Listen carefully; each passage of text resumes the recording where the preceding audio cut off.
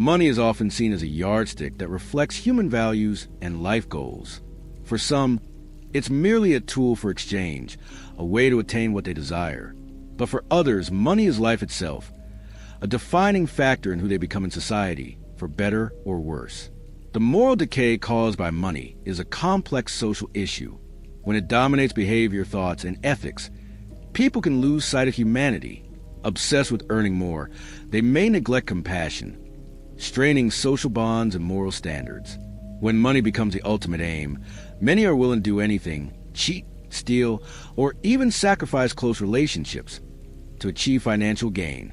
Material wealth can breed wasteful habits, a focus on possessions over purpose, and a life lived solely for selfish needs, ignoring the community around them.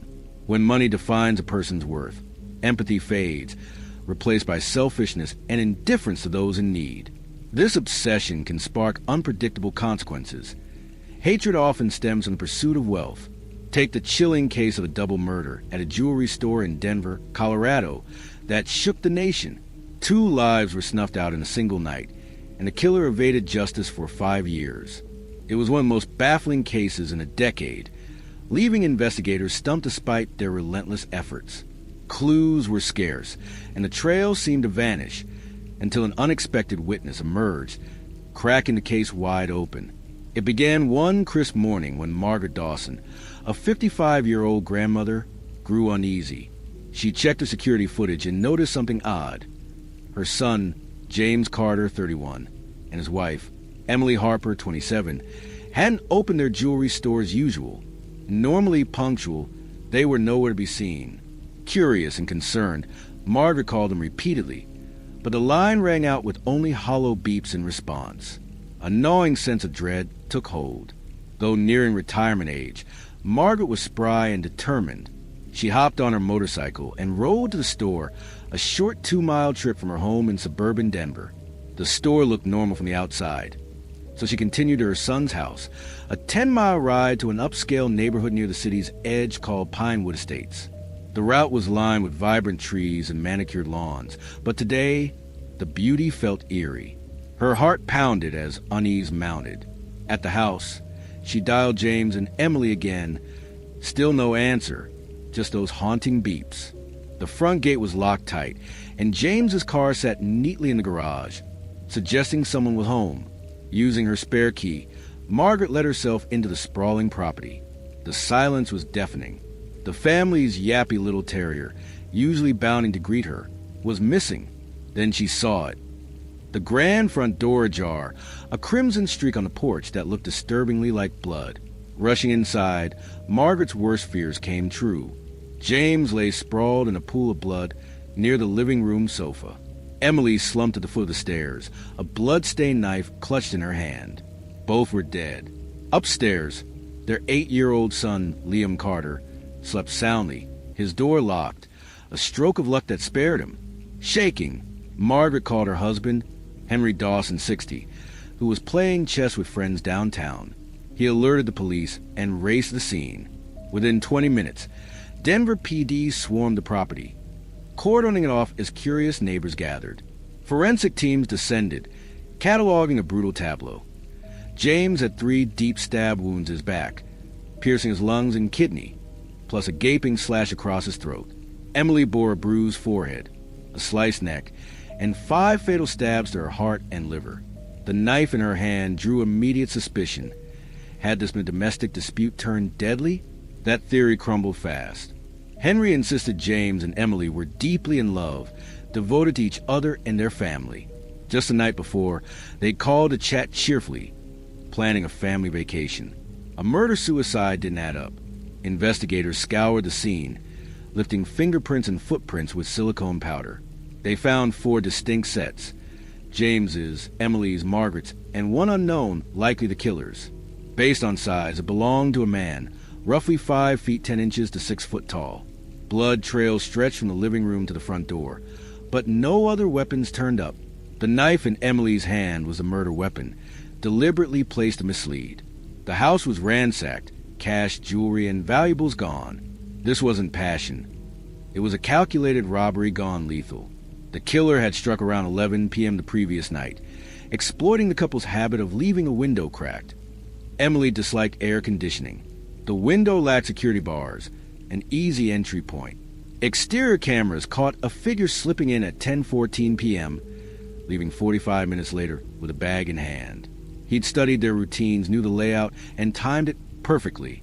The Carters own Carter's Gems, Denver's premier jewelry store and workshop, named after their son Liam. Wealthy and respected, they had wide connections. The killer wasn't some random thief. He'd planned this with chilling precision.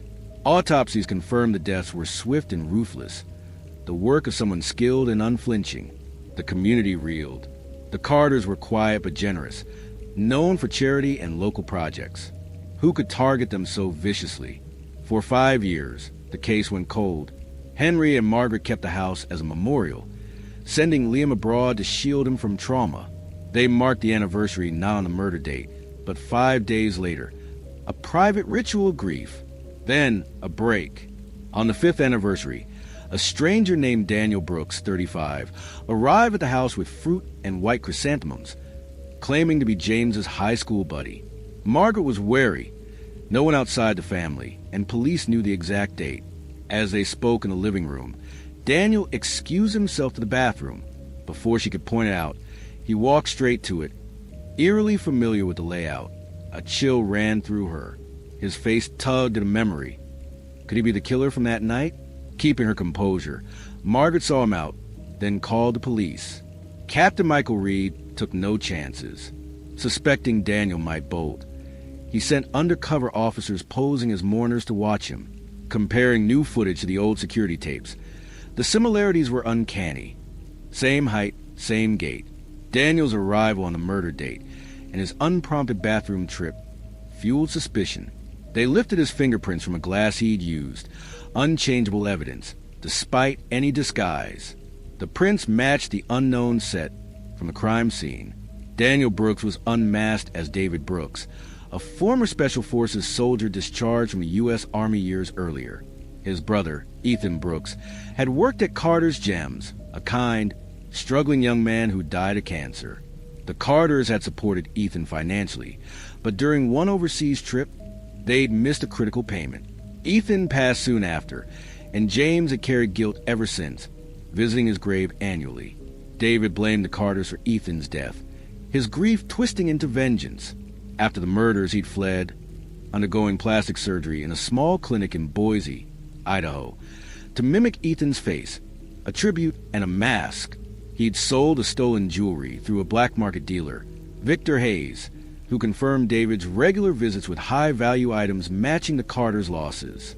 Confronted at the station, David played the grieving friend, tears streaming as he denied everything.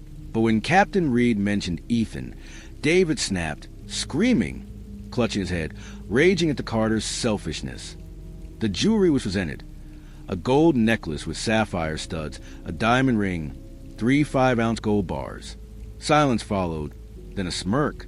He confessed, unrepentant, insisting the Carters deserved it for killing Ethan with their negligence.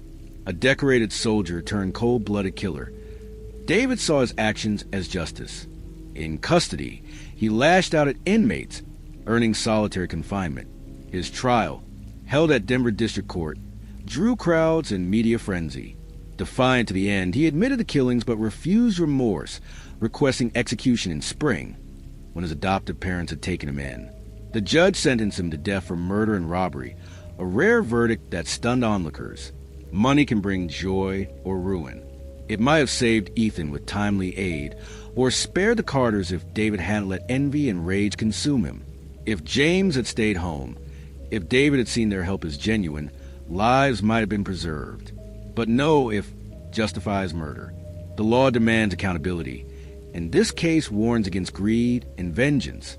The Carters' loved ones still grieve, a wound unhealed even by justice. David's fate closed a dark chapter, but the lesson lingers. Wealth can inspire both generosity and destruction, and pursuit can blind us to what truly matters.